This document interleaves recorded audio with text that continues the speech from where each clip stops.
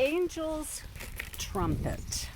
This plant, it actually will seed itself even in minus 35, minus 40.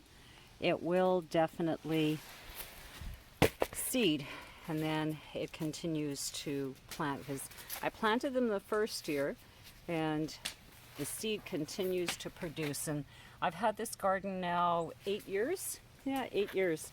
And each and every year, I've never had to plant these plants because they do come back. So because I live on 40 acres, I need to really self-manage or manage the grasslands that are around me, because I really don't want this to end up going into my compost, because this will produce a lot of plants. So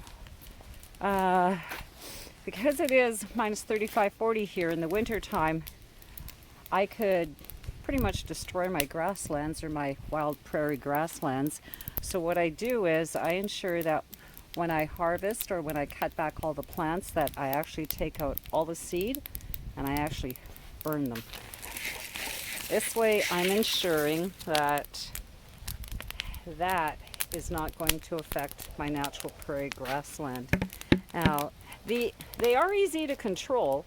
Once they start growing, you can go pluck them out. But with that amount of seed, I could have a disaster on my hands. So everything stays in this one garden right here. And it's easy to control. And I just pluck them out. And once you pluck them out, they won't produce a seed and they won't come back. Still stripping the gardens, but here's a fun fact about coleus. When coleus, when there's frost or when coleus starts to dry out, it turns square. Now, it's the only plant that I know of that does this.